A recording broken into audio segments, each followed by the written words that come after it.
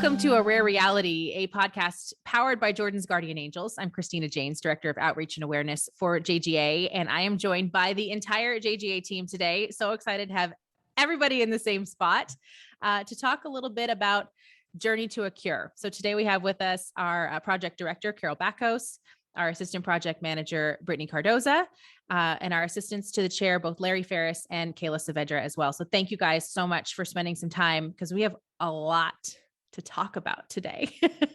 It's great to have you all here. The purpose of today's podcast is not only to get us all together in the same spot. I mean, we do this on a regular basis and we all see each other, but for this episode, we're talking about how we got here. So as we've continued to say, we're no experts, but we do know what we've done right.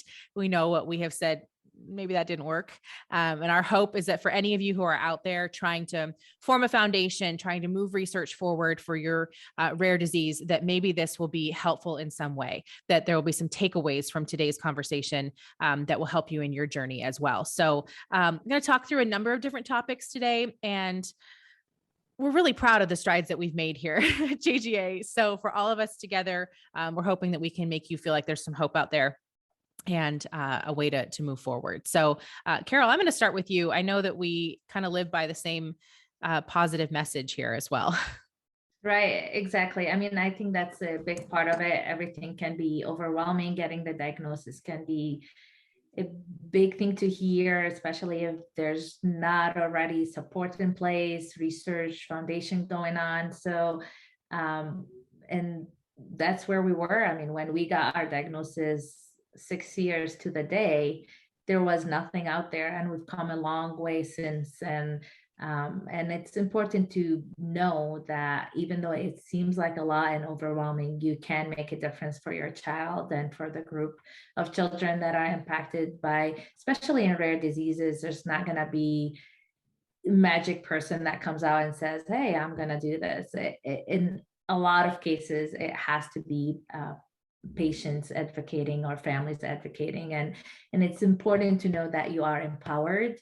There's a lot of groups to help support you on the journey, and every little bit makes a big difference down the road. So I think that's key, to know that you can and be driven by hope. And where do you start?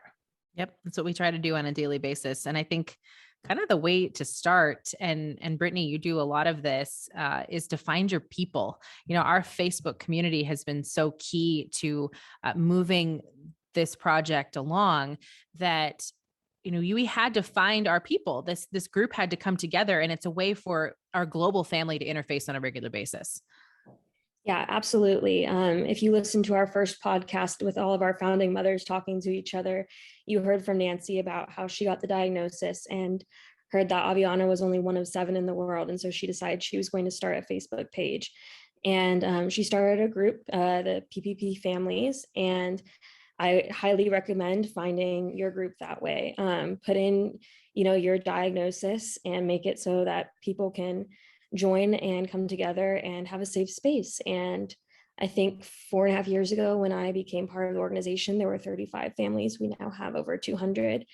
And we also have a public Facebook page where we can share our journey with all of the other warriors that have joined us, friends and family members, community members who just want to make a difference and spread the word, because it's so important to get people outside of the community that have experienced the diagnosis to also be part of the journey, because they will be your support system as you grow.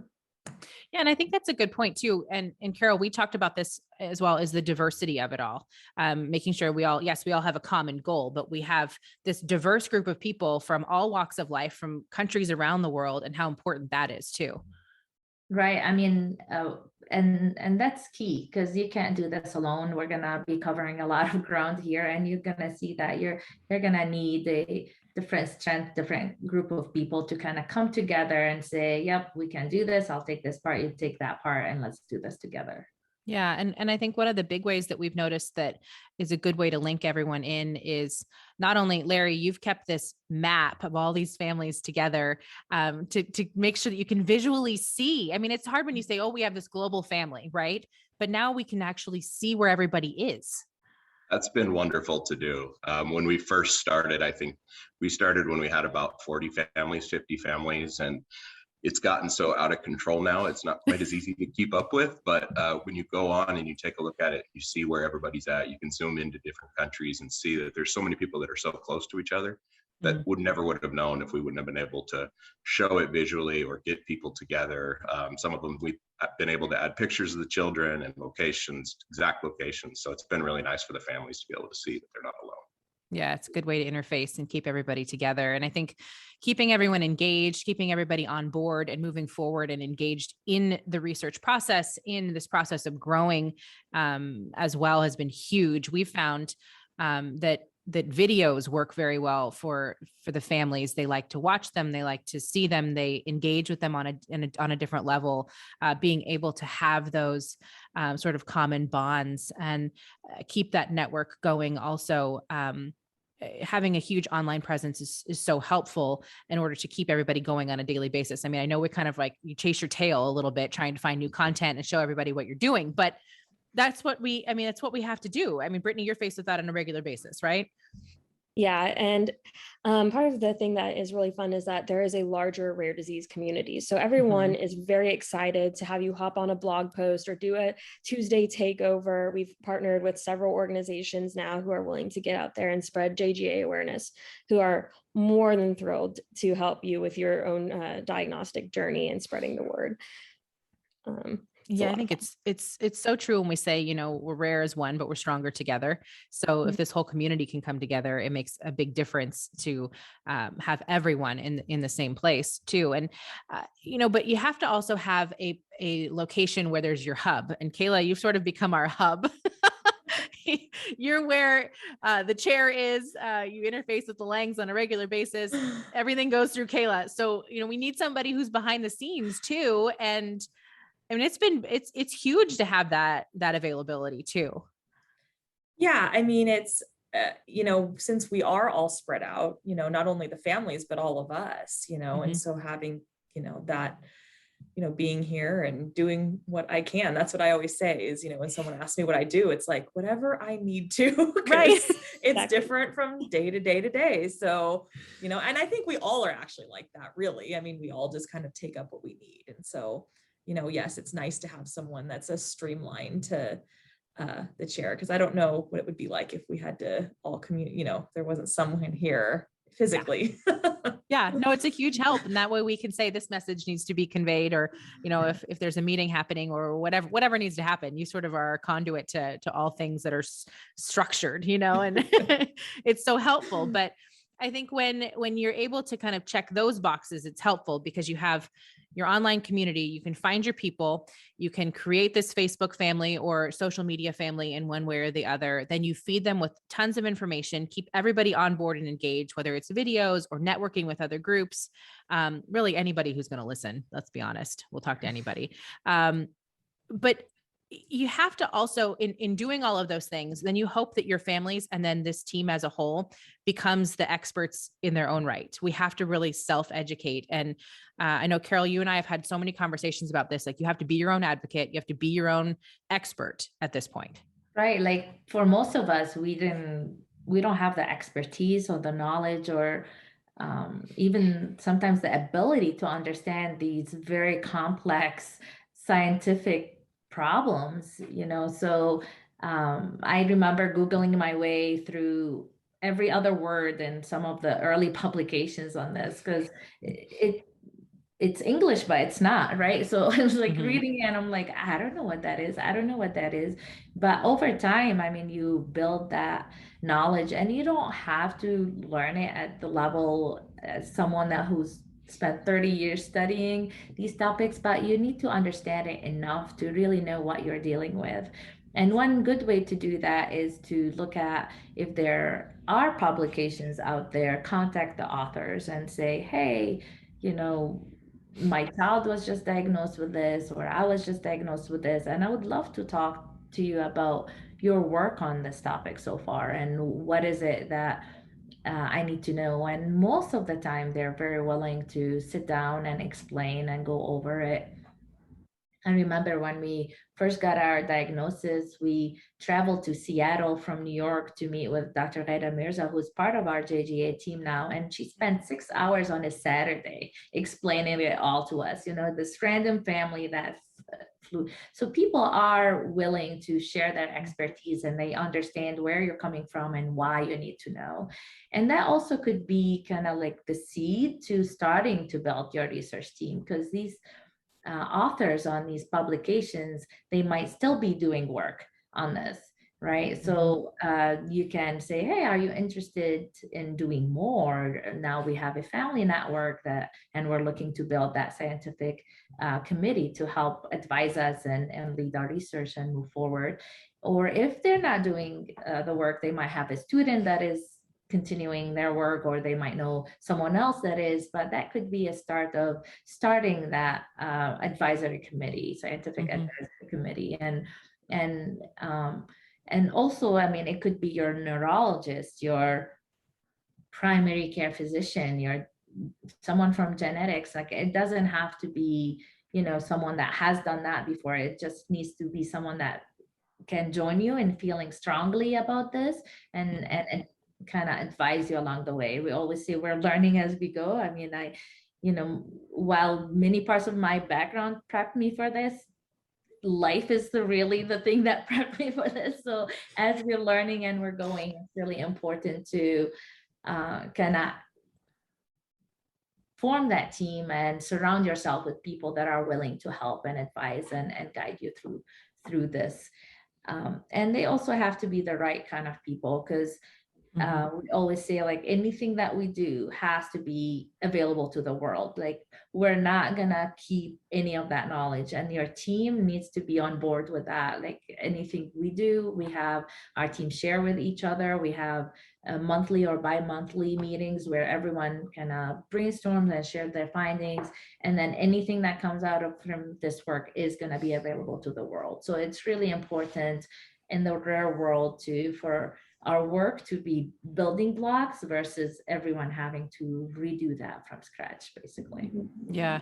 And I think when you touch on the building blocks part of that too, it's important to point out that at some point during your journey and when you're beginning here, it's important to start the registry. It's important to start your natural history study, and to, like you mentioned, getting your team formed so you have a good foundation to go ahead and launch from, correct? Right, exactly. And the registry, I mean, what we did initially, we created like a very simple database, and that's what Larry uses to create these maps. Where are people? Who are the people? And it tells us, where they are, how old they are, and just who are the families, and just a very simple, like Contact information. Yeah, contact information, exactly. Mhm. So if we need to access these families, that's how we do it. But there's also like the more formal registries that you could either create your own, and that's when you start collecting other information and really defining the disease and understanding how that looks like. So you could use a third party that manages with all that, or you could create your own. And we use a third party because that was just easier for us to get started. We don't have to worry about some of the IRB protocols that you might hear of.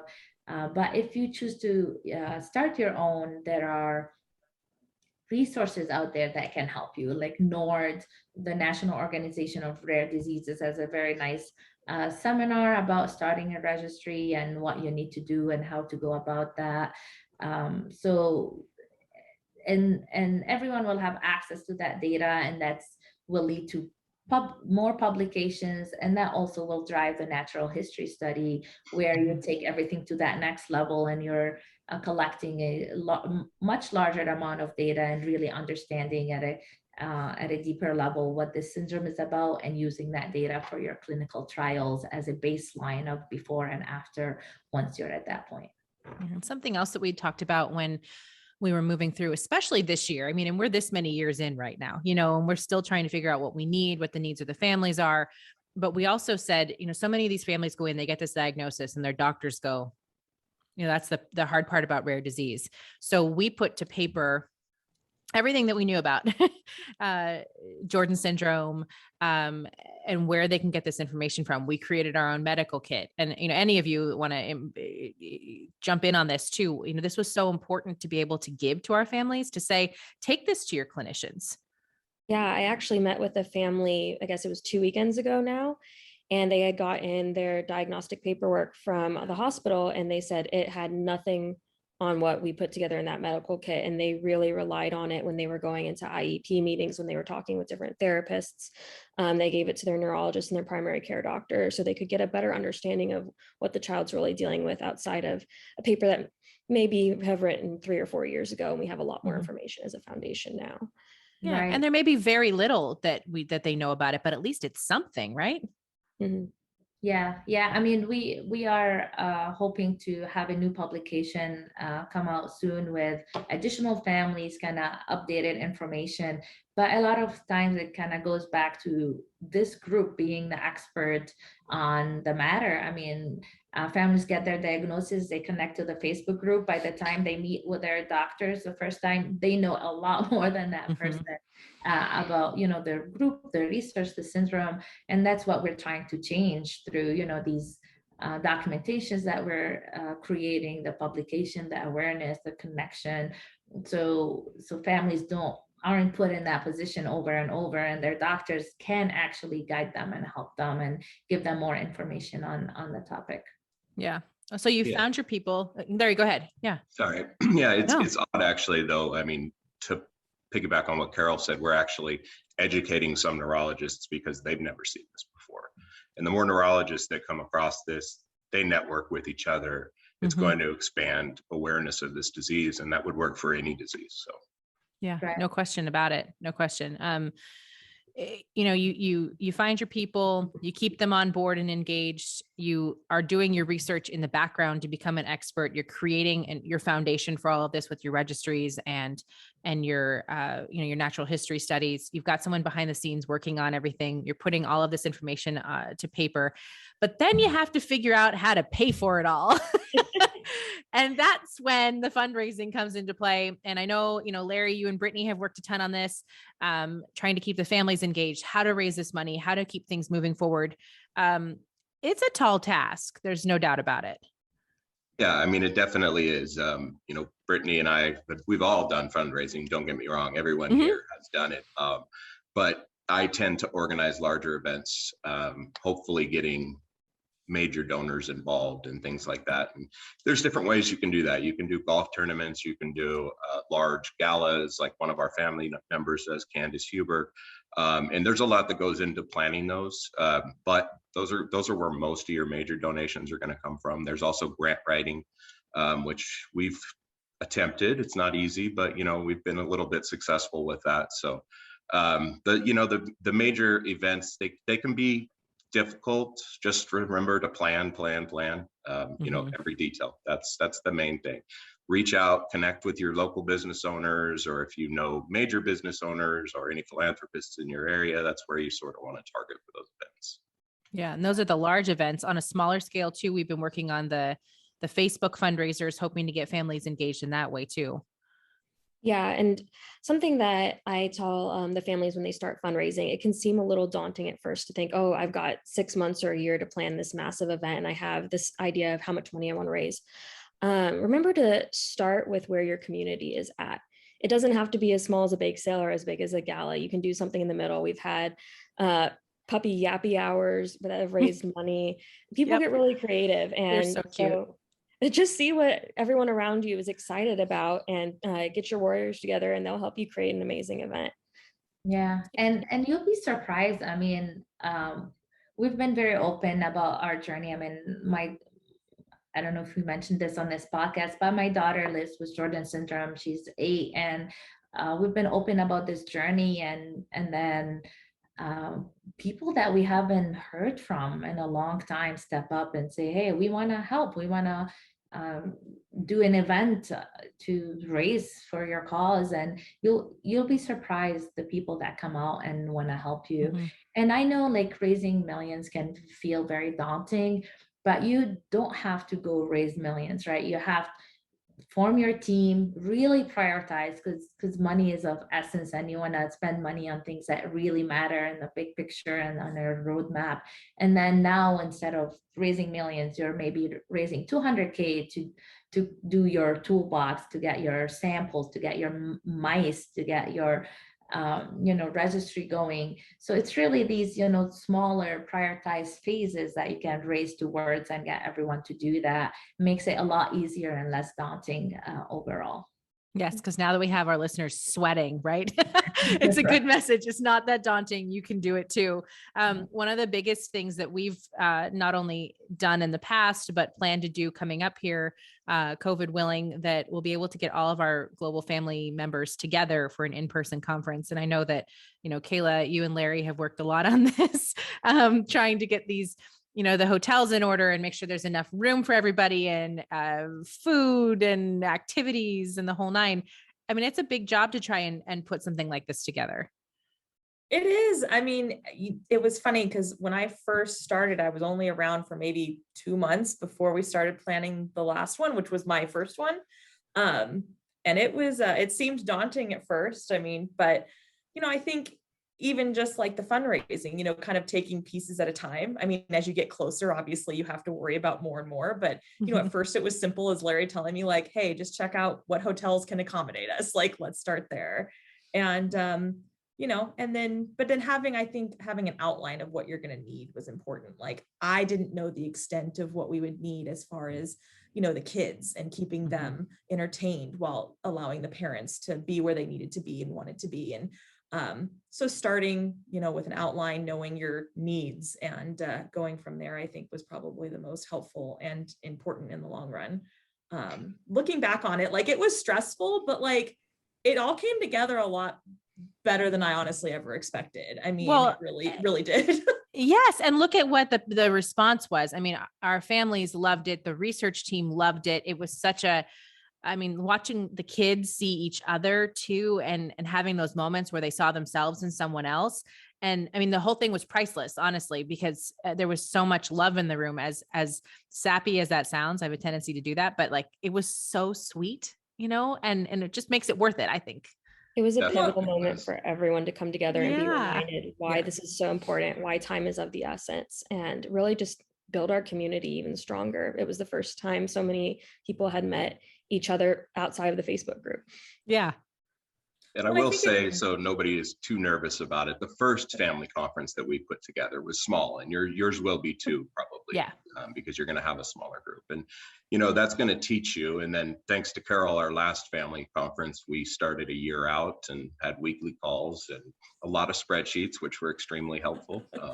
But it's not too bad your first time, and you'll learn a lot from that. You have your families coming in, you're making sure they get picked up from the airport, from wherever they're at, the food and activities and things like that. It's a lot smaller scale. So and that'll be a good learning experience. Right. These meetings are important because not only you now have these families that have never met another family in person that is really living their life in some way, and the networking and the learning and the knowledge from that. But we also have a big research aspect in these meetings every time, because we have our research team there. We have these Q&As, we have these communication, we collect samples, we collect surveys, we collect more data, we create, all these evaluations. So there's that big value in having our families there, from both like the support level and also launching that research further, versus having to do a lot of that remotely, which is possible, especially nowadays. And we do that. I mean, we have our check-ins pretty regularly with our families via virtual meetings, but there's power in having everyone together in one place. Yeah, absolutely. I feel like we've thrown a lot at our listeners today on how to do something like this, but if you break it down by section and you really think about how you want to build, you're building it from the ground up. So how you want to do that, is up to you, but these are just some things that we have seen. And I think the biggest takeaway for this group is that we all try to stay extremely positive. You know, we've had bumps in the road and we've had huge hills that we've had to climb to get to the next step in all of this, but we've stayed positive. We've remained living in this sort of place of hope. And I just want to go to each of you and kind of get your takeaway message for anyone who's listening to this right now who might think, oh boy, Yeah. what is your message for someone who really is wanting to take something out of this and think, okay, I can do this, Carol? Yeah, I think I want to start by saying that this team is never busy for you. So if you have a question, whatever it is, you'll find all of us sitting with you, one of us, whatever you need. I mean, we'll never say, sorry, we're too busy. Kicks us off. We're not experts, but we're happy to share our experience. We're learning as we go. We're learning from others that have done this journey before. So I think a key thing is really connect and network. And rare diseases are not as ignored as they used to be. There's resources out there. There are foundations, there are advocacy groups. So really connect, find your own group, and also connect with a larger rare disease community, and that will make this journey a lot easier. Yeah, and Kayla, to you, what's your message too? I think it would be, I mean, a little bit of what Carol said, but like, I think as humans, sometimes we feel like we're alone in whatever struggles we're dealing with, whether it's a rare disease or just anything in your life. And I think finding people that can help you along whatever journey it is, and people that you might not expect. Like, I had no involvement other than, knowing the Langs and having the pleasure of knowing Jordan. And that's how it started. And it's, finding people that are just willing to help and to put in the work, and even if you don't think you know anything, like, reach out to people who might, and don't isolate yourself because you feel alone. Find the people that are willing to help you and go from there. I mean, like I said, like we're experiencing, reaching out to other rare disease parents, even if it's not the one you're, dealing with. I think building that community has proven to be very helpful for everyone involved. And so I think that's probably the biggest takeaway that I've learned from all of this. Larry, to you. So I'll go a little more specifically on what we're talking about and actually starting your journey. Obviously finding your group of people that have like interests is important, but the team that you're looking at right now has become a family. We all came from different walks of life. Nobody knew anything about this other than Carol, because she has a daughter.